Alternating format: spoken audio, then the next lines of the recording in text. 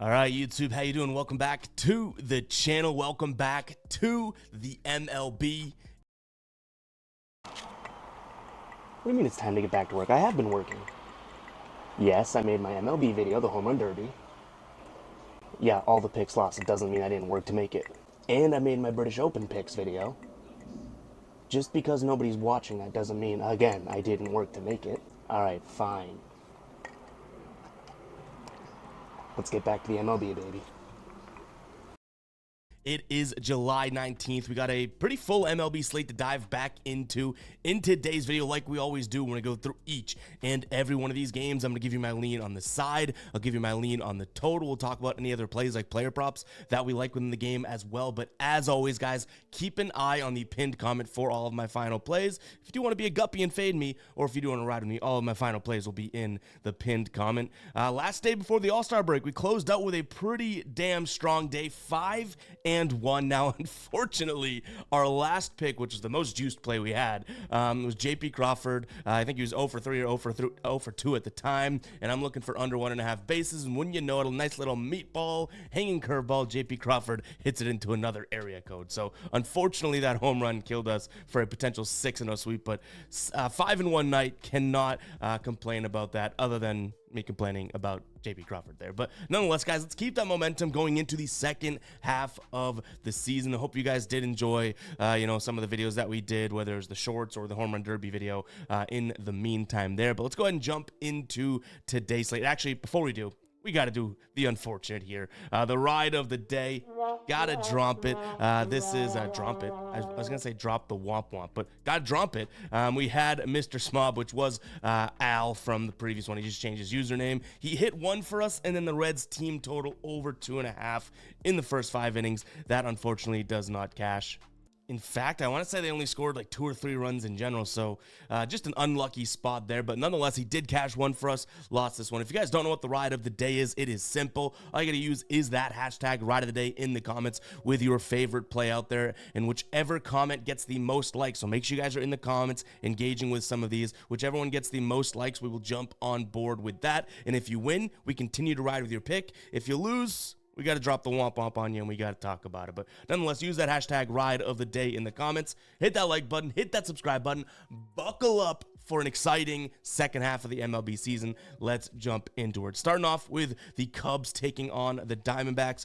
On the mound for the Cubs, going to be Justin Steele today, going up against Ryan Nelson. So the pitching is kind of where my, I guess, prediction on this game lives and dies. I like the Cubs here in this spot. Now, they actually, I want to say there's a couple books out there, MGM being one of them, that's minus 105.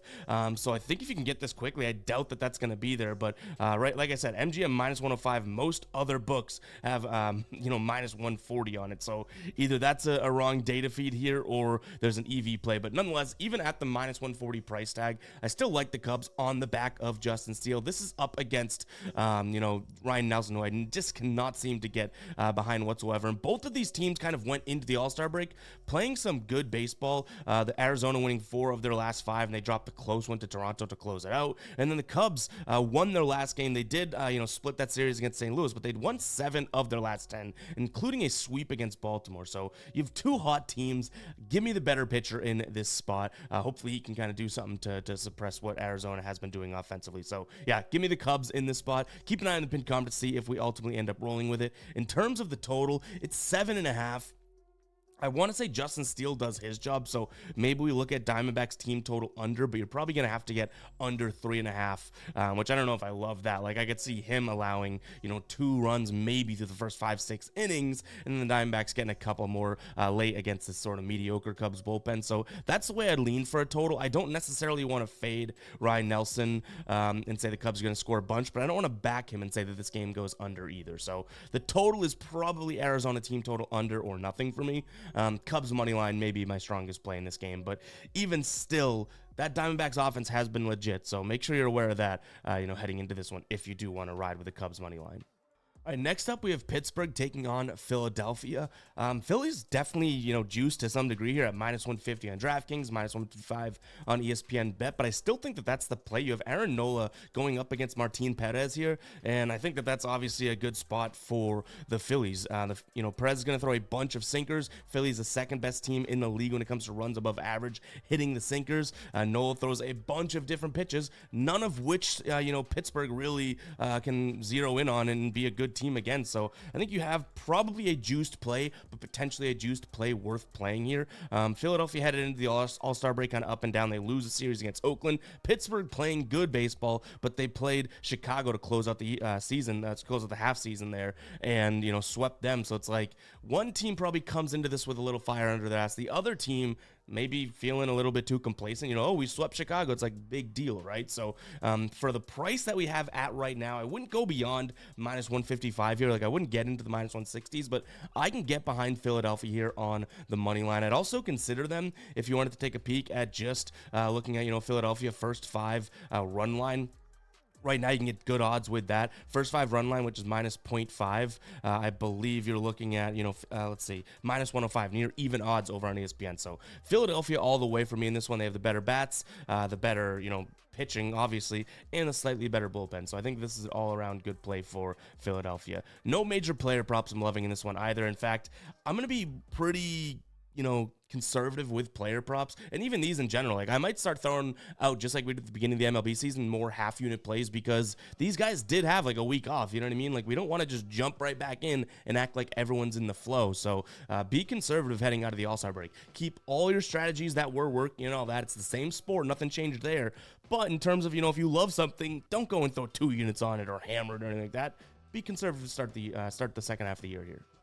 All right, Washington taking on Cincinnati. Corbin on the mound, who Fatum Corbin has been, tough this season. Going up against Frankie Montas, so, like, how much can we say how much better he is, right? Not too much, so tough to see that. Corbin, 3 flat ERA over his last 5, which is actually an improvement from his near 6 ERA on the season. Frankie Montas over his last 5 starts. He's got a 2.6 ERA, but his last start wasn't all that great. I think you're getting a good price for Washington here. I think they have the better bats against righties. Cincinnati struggles against lefties, even though it's Corbin, still a lefty pitcher there. So I'm going to trust that information. I'm going to lean towards the Nationals for plus money, but I don't know if I actually have the cojones to end up rolling with the Nationals at plus money. So this probably stays as a lean, if I'm being completely honest with you guys. In terms of the total, I'll lean towards the over, because I don't think either one of these pitchers are good, and say one of these offenses does somehow have a decent day, right? I don't necessarily hate the idea of one team accidentally stumbling to 6 runs or something like that. So I think that would do a lot.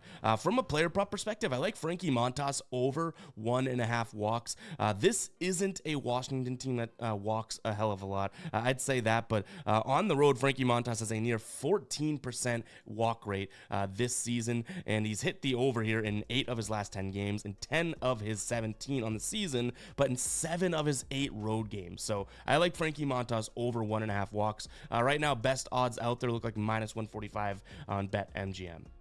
All right, real quick, guys, before we do jump into the rest of the games, I have to tell you about what Sleeper is offering right now. So you have Garrett Cole, Crawford, and Lugo all pitching, in day after day. So Cole today, Crawford tomorrow, Lugo the day after, all of them with a 0.5 strikeout square line available for first-time depositors today. Again, that Cole is for today, then Crawford, then Lugo. I think I might have Lugo and Crawford mixed up, but either way, you have 3 days in a row of a free pitcher square here if you sign up today. That link is going to be in the pinned comment. You're going to get your first deposit 100% matched, which is a no-brainer in and of itself, and then you get this, and I wouldn't be surprised if they drop some more discount squares just for all users on the app, because Sleeper loves to do that. They drop more discounts, have more lines, alternate lines as well, more players available than damn near every player prop app out there. So go sign up for Sleeper today. You will not regret it. That link is in the pinned comment. I don't push anything I don't use myself, and if you follow me with the YouTube Shorts or on TikTok or on Instagram, all those will be rotating through here throughout the show. You guys know that I'm using Sleeper all of the time. Go check it out. That link is in the pinned comment. Now let's go ahead and jump back into the rest of the games. I also have a Sleeper link in the description if that's easier for you as well. Our Yankees taking on Tampa Bay. These two teams just played recently. Tampa Bay actually took 2 of the 3 in that series against them. But the Yankees kind of, I would say, righted the ship, I guess, maybe, with a 2 of 3 win of a series against Baltimore. And even the one loss was by 1 run. But Tampa Bay also, won 3 of their last 4 heading into the All-Star break. Nonetheless, I do think the Yankees probably bounce back in this one. But that price, I'm not willing to pay. You have Garrett Cole on the mound, who obviously... his first start back didn't look all that tremendous. Then he kind of got better, then got worse, then got better, then got worse. Coming off of a good one. He had 6 innings pitched, 1 earned run, 7 Ks, just 1 walk against the Orioles, right? So he's been too sporadic coming back from injury for me to fully trust yet, even though I know once he gets into form, like in a couple weeks, this dude's going to be rock solid. Going up against Zach Eflin today, who has actually looked pretty good, out of 2 of his last 3 starts, he looked really, really good. Even I would say in the one where he got rocked by Kansas City, like for the majority of that start, he looked okay. So you have 2 good pitchers on the mound. I think the place that I go sort of immediately is to trust these pitchers and look at the first 5 under. I know both these offenses, or Yankees specifically, probably have the ability to go out there and ruin this sort of under by themselves. But I don't mind pulling the trigger. Minus 115 odds right now for under 4.5 in the first 5. Let me trust the first 5 innings from both of these pitchers. And like I said, don't mind the Yankees on the money line, but they're kind of priced out right now. All right, next up, we have Toronto taking on the Detroit Tigers here. Chris Bassett on the mound for the Toronto Blue Jays, going up against Jack Flaherty for Detroit. Detroit's won 8 of their last 10 games, and 2 of the games that they lost in those 10, right? The only 2. Cleveland, whose offense is kicking, Dodgers, who obviously have a good offense too. So this team has been playing pretty well, surprisingly enough. Their offense kind of turned a corner. I don't know if they keep that momentum going into the second half here, but they are going up against Chris Bassett, who hasn't necessarily been someone to write home about. The only thing I will say is Bassett's pretty good against righties, and this Tigers offense does have a lot of righties on there. That being said, on the other side of pitching here, we have Jack Flaherty, who definitely has better numbers overall against this team, against everyone else, and this team in particular, I do trust him against. So I think I'm going to lean towards the Tigers right now for odds. I do think you're paying a really good price to get Detroit at plus money right now, plus 102. So it's like I think you're getting maybe the better team with a better price. And like I said, Jack Flaherty against Toronto, pretty damn good in his career against the guys on this roster. So I guess not specifically against Toronto, but the guys that are on this team.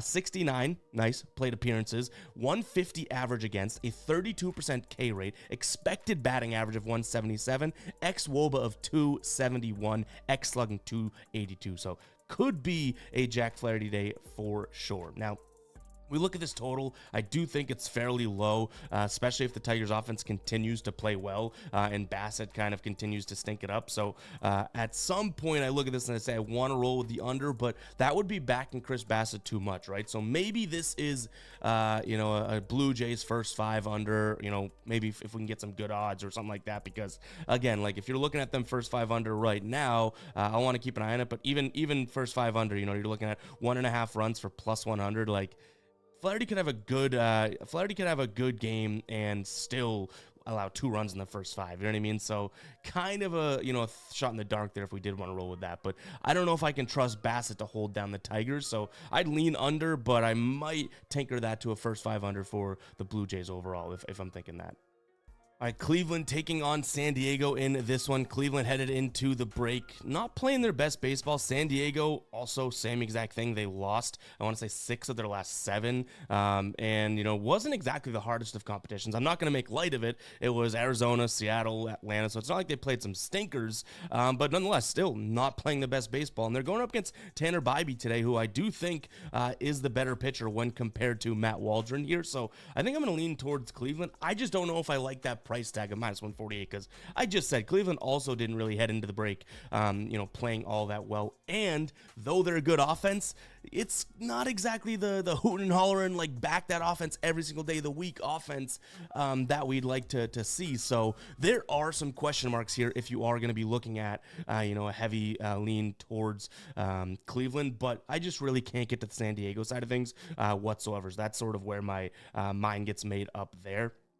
And I will say too, one good thing is we know Tanner Bybee's going to throw a bunch of fastballs, right? In fact, I could just show you. He's going to throw a ton of fastballs, nearly 50% of his pitches being fastballs, right? San Diego up here, very bad at hitting fastballs, 27th in terms of runs above average over the last 30 days there. So I do think that you have a little bit even more of some juice to give Bybee in that spot. And San Diego has plenty of righties in their lineup too. Bybee throws better against righties. If you guys want access to that dashboard, by the way, $2.99 a month to become a channel member. Right here on YouTube, there's a link in the description.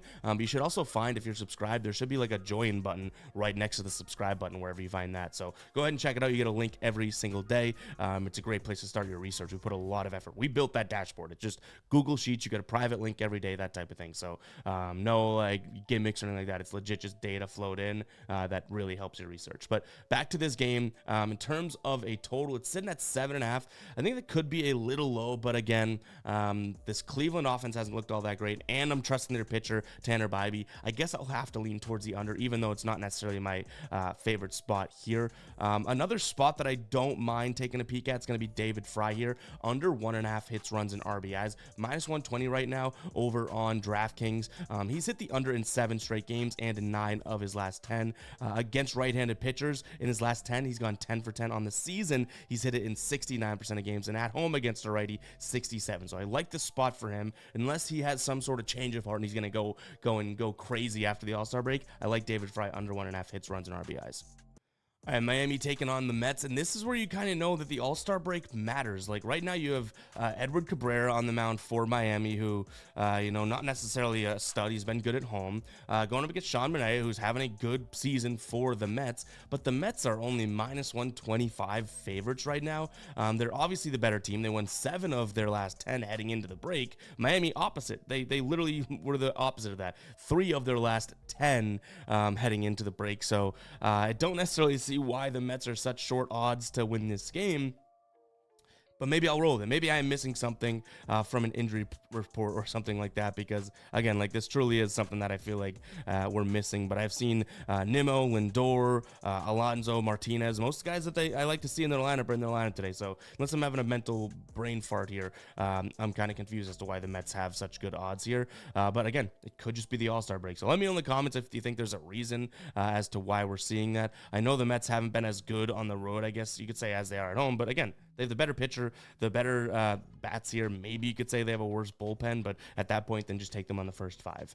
In terms of the total, I'll lean towards the over. I don't think Eddie Cabrera keeps this Mets offense down. Had they been as good as they were, I would say a month and a half ago, not necessarily, but still heading into the All-Star break here, they had 2 games in their last 9 in which they scored 3 or less runs. Everything else was 5 or more. So the offense was still kind of kicking, if you ask me. All right, Atlanta taking on St. Louis. I believe we have some severe weather in this one, which kind of makes me like my play even more. I like the Braves team total under against Sonny Gray. I think that he should be able to have a decent day against him. This Braves offense against righties has been pretty damn tough. We know Sonny Gray is a good slider. That's one of the pitches that the Braves really struggle against. I will say Spencer Schwellenbach on the mound for Atlanta. He's been pretty good, coming up and pitching for them. So it's not this massive sort of pitching discrepancy, though I would say Gray 10 times out of 10 is better. But I don't mind the under either if you want this, because you have the weather to consider. You have an 8 total, which isn't terrible. Like a 4-3 win on either side cashes the under. So I think for the plus money, taking a peek at St. Louis, backing Sonny Gray, and I think they have the better offense. But I could see someone kind of getting behind this and saying, you know what, the weather either makes me want to throw it out the window, or trust the fact that these Atlanta bats maybe heading out of the All-Star break can step up a little bit, because obviously they have some serious injuries, whether it's pitching or offense, but the bats just have been cold for what we know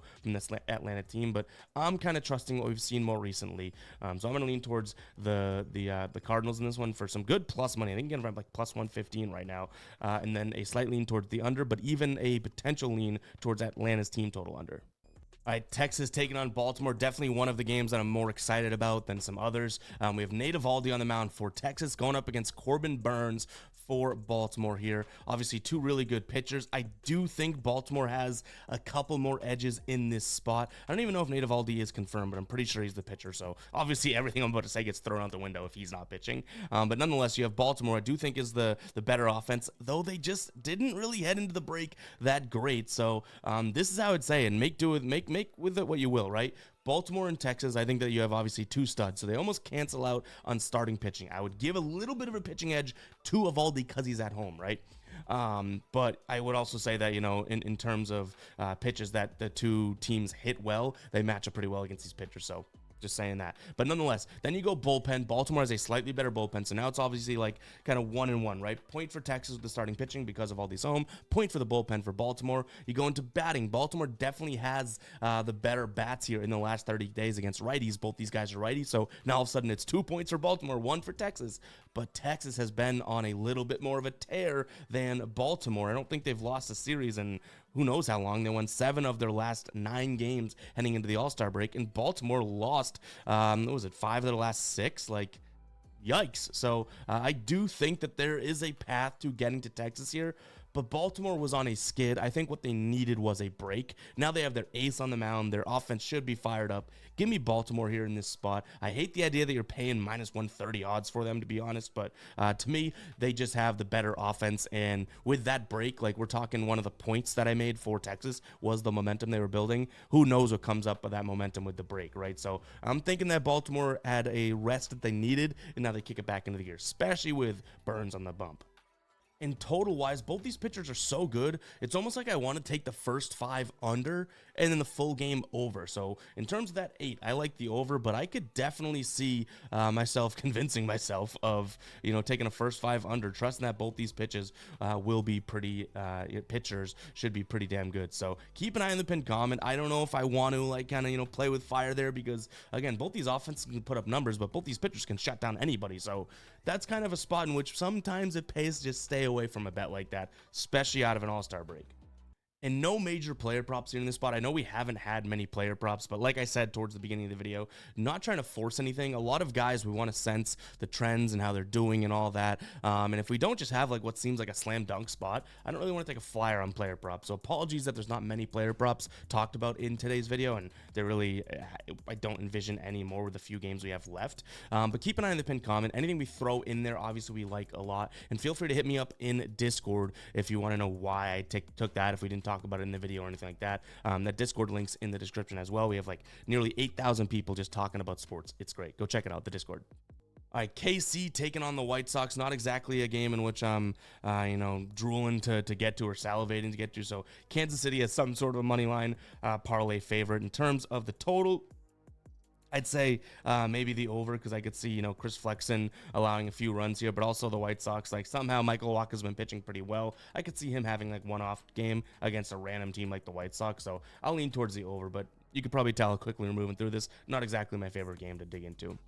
Actually, a similar thing here. Like, I don't really love this spot. I wanted to lean towards the under, but I feel like last year when we faded the altitude, like we were doing pretty well. I don't think that that's the case this year. Kyle Harrison on the mound for the Giants, going up against Cal Quantrill. Cal Quantrill, I feel like he's actually been a little bit underrated, and that's because he's been, you know, super pegged down here. But Kyle Harrison on the road has been absolutely terrible. So for plus 130, I'll take the home team out of the All-Star break with the elevation. But again, I don't know if that's something that makes its way into being a final play. So the over in Colorado here in this spot. And honestly, the next game, Oakland taking on the Angels, also not exactly a matchup I like. So unfortunately, we kind of just went through a little gauntlet of games that I'm not a huge fan of. But here in this spot, we have JP Sears going up against Griffin Canning. The Angels offense against lefties has been really bad, but so have just like the A's in general, right? But that being said, like I can't look at this Angels offense. In fact, if we flash to the dashboard, like check this out, right?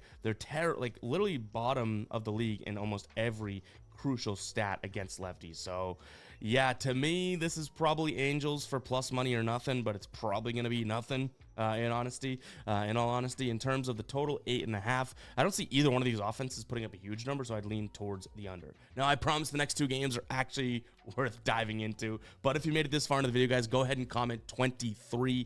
Let me know what player when you see 23, Michael Jordan excluded, when you see number 23, any sport, right? What player do you think of when you see number 23? So comment 23 and then let me know the player. That's obviously a number where so many good guys have worn that number and obviously kind of iconic with Michael Jordan. So I want to know who you guys think of. But again, Michael Jordan's off the board. You cannot answer that. I'm very curious to see what we come up with. All right, Seattle taking on Houston. I believe it is Luis Castillo on the mound for Seattle. I don't think that's confirmed yet, but I'm pretty sure we know it's Hunter Brown on the mound for Houston here. I will say this. Both these pitchers, even Castillo, he's been really good at home, but obviously has had his fair share of issues, I guess you could say, on the season. But he struggles against lefties. There's not many big lefty bats other than I would say Alvarez in this lineup for Houston. So obviously that's a big deal. But Castillo should be able to have a pretty damn good game here. And even if Hunter Brown does not have a good game for Houston, this Seattle offense is tough, you know what I mean? They're against righties near the bottom of the barrel, if not the bottom of the barrel in a lot of categories. So that's why this total is all the way down there at 7. I don't mind that. I'd probably rather taking a peek at this spot in terms of a first 5. So in terms of first 5 right now, you are going to be paying a lot of juice, but a first 5 under 4.5 is going to be minus 155 on ESPN Bet. That may be where I go because one, you're getting 4.5 on a full game total of 7. That seems like you're getting a lot of the runs that they're allowing anyways in that first 5 innings. So I like that spot. But overall, I'm a little weary of taking a full game under 7. Do you know what I mean? So that's kind of where my mind comes out to. In terms of money line play, I've gone back and forth and back and forth. I think the Astros make the big hit when necessary, and it could come late in the game, that type of thing. So I'll lean towards the Astros. Seattle's bullpen's actually been better and better and better too. But overall, I just can't fade the Astros offense, especially if you're going to give me plus money. So if you like Seattle in this spot, I don't mind it. I could see a path to it. In fact, I gave you a couple paths. I think Castillo has a good game. His lefty versus lefties where he struggles. Only Alvarez is what I'm worried about there. But overall, this just shouldn't be a spot for either team. This should be a spot where you can make an argument for either team, I would say. So give me Houston. It's a divisional game too, right? Give me the underdog plus money as well as the first 5 under here. Those are going to be my main plays in this one. And a player prop that I'm really not minding is going to be looking at Altuve here over 1.5 hits, runs, and RBIs. Obviously, this year's been a little bit different. He struggled against them this year, but last year this dude was crushing Seattle in terms of what he was seeing. So I like the spot here. He bats 300 against righties. The only thing I would be concerned with, like I said, Castillo's really good against righties, but Altuve hits the hell out of the ball from a fastball and slider perspective. Those are the first 2 pitches that Castillo's going to throw. So I could see Jose Altuve, and this is a plus money play. Keep that in mind, right? If this was minus 120, I wouldn't be playing it, but plus 105 over on ESPN, plus 105 on DraftKings, I could see Altuve, over 1.5 hits, runs, and RBIs in what you'd consider a big spot, right? Out of the All-Star break, divisional game, that type of thing.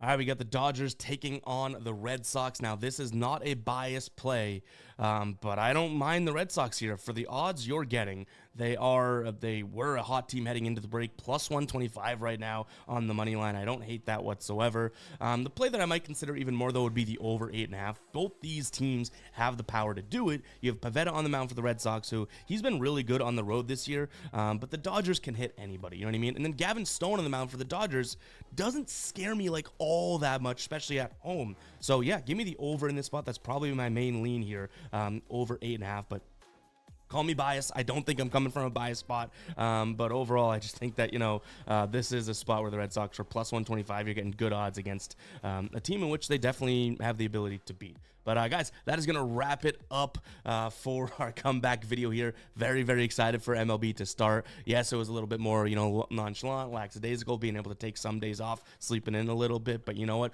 We're back, ready to rock. The break was nice. Nice little deep breath. We didn't have to concern ourselves with stuff. We were still working, like the little clip we did in the beginning, still working, but definitely ready to get right back into it, nose to the grindstone. So appreciate everyone tuning in. I'll catch you guys in the next one, all right? Peace out.